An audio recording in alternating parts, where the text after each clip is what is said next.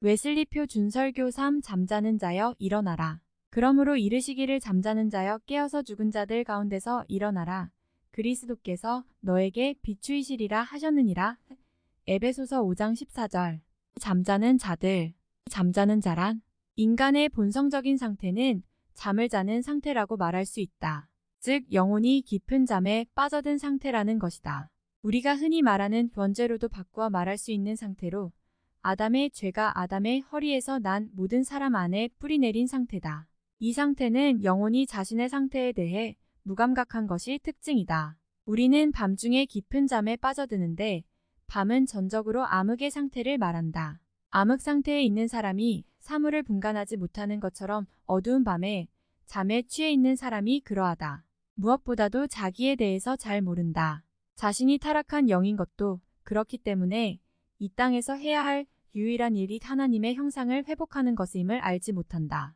여기서 말하는 하나님의 형상의 회복은 내면의 전적인 변화이며 위로부터의 탄생이고 이것이 없으면 하나님을 뵙지 못한다는 사실을 알지 못한다.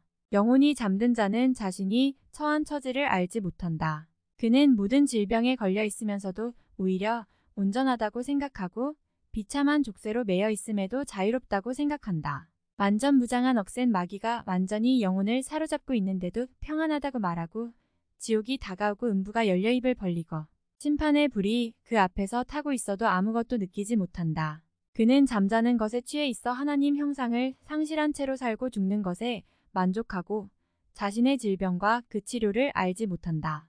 또 다가오는 징벌을 피하라는 경고를 마음에 두지 않을 뿐더러 내가 어떻게 해야 구원을 얻겠는가 하는 부르짖음이 없다. 깊은 잠에 빠져 깨우기조차 어려운 이들도 있다. 이들은 외형적으로 보면 매우 도덕적이고 종교적이다.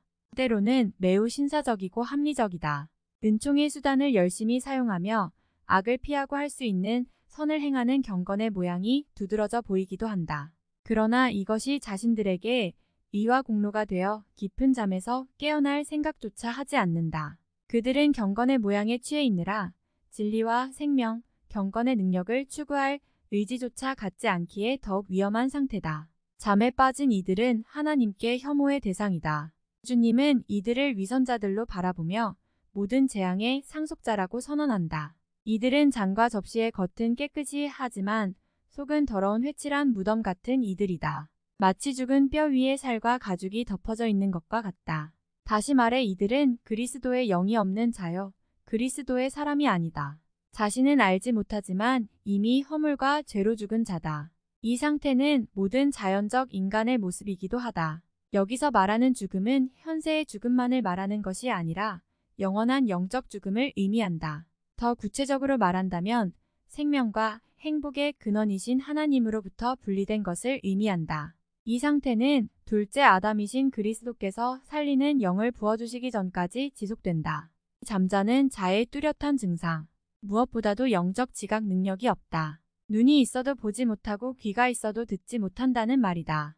영적인 일들이 존재한다는 자체를 부정하고 영적 감각이라는 말 자체를 어리석은 일로 치부한다. 그래서 하나님을 볼 수도 하나님의 음성을 들을 수도 생명의 말씀을 손으로 만질 수도 없다. 예수님의 이름이 들려와도 아무런 유익 없는 쏟은 향기름과 같이 여길 뿐이다. 우리는 잠자는 자가 아닌가? 우리는 스스로에게 물어야 한다. 성령이 우리의 영과 더불어 하나님의 아들이라는 것을 증거하는가? 여기에 그렇지 않다고 대답한다면 우리는 여전히 저주의 자식일 뿐이다. 우리는 성령이 증거하는 예언의 말씀에 귀를 기울여야 한다. 그리하면 소리와 진동이 있고 이 뼈 저 뼈가 들어맞아지는 역사가 있을 것이다. 그때의 생기가 사방에서 와서 죽은 자들을 살릴 것이다. 마음을 닫지 말라. 성령을 막지 말라. 그분은 우리의 죄를 깨닫게 할 것이다.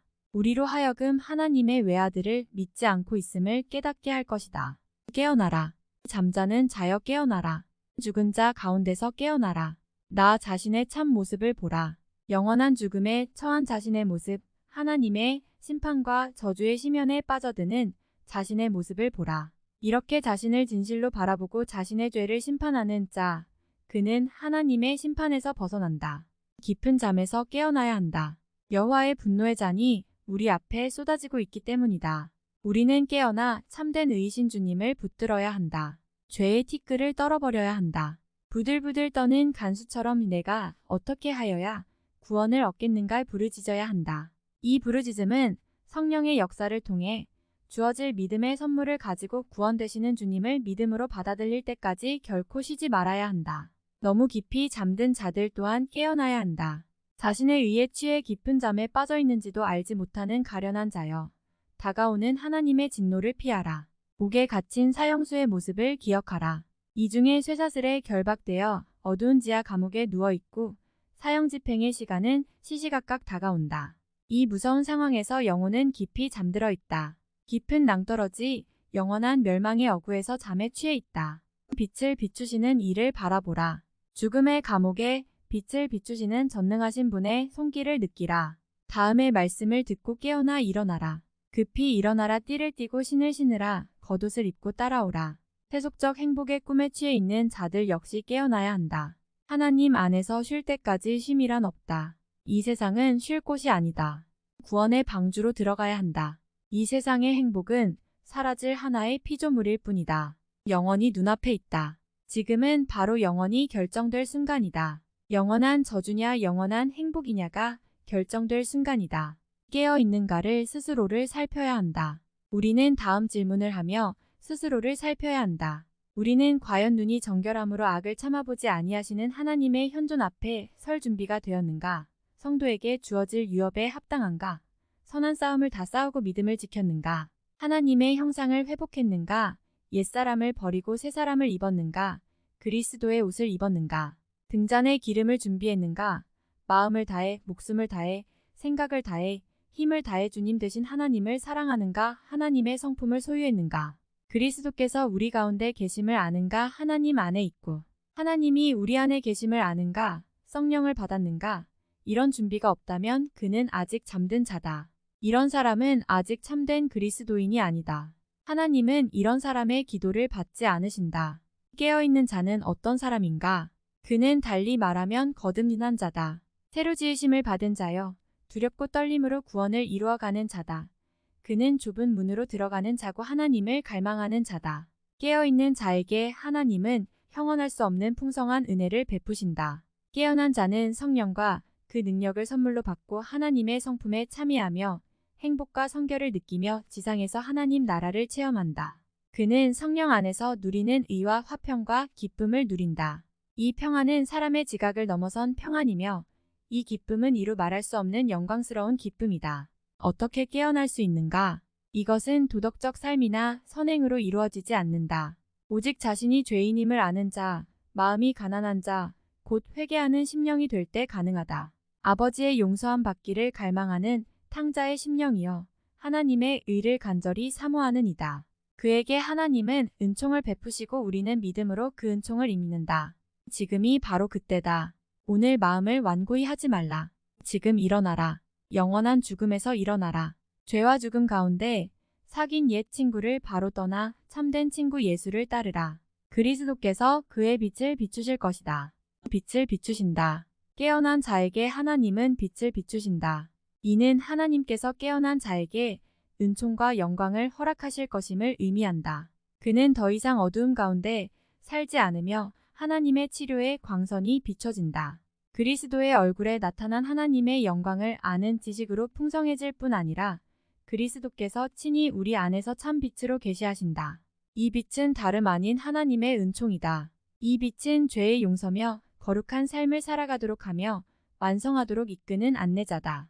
이 빛으로 인해 우리는 살아계신 하나님의 성전이 되고 사랑 가운데 터가 굳어지며 하나님의 사랑을 알게 되고 하나님의 모든 충만한 것으로 채워져 가게 된다.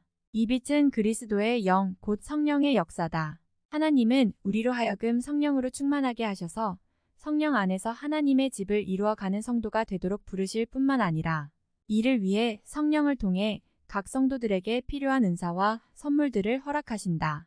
믿음으로 받으라.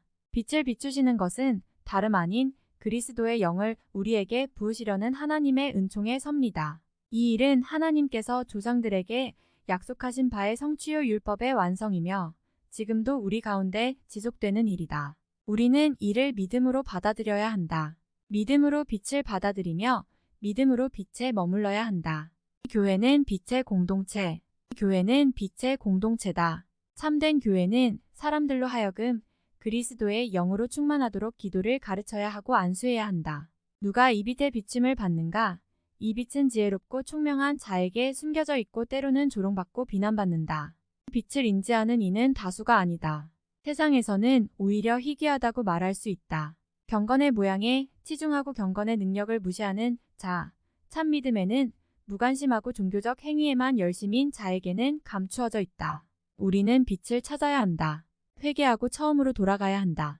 복음의 진리와 단순성으로 돌아가야 한다. 하나님의 긍휼을 구하라. 잠에서 깨어나라. 주의 나팔이 울리기 전에 간절히 구하라.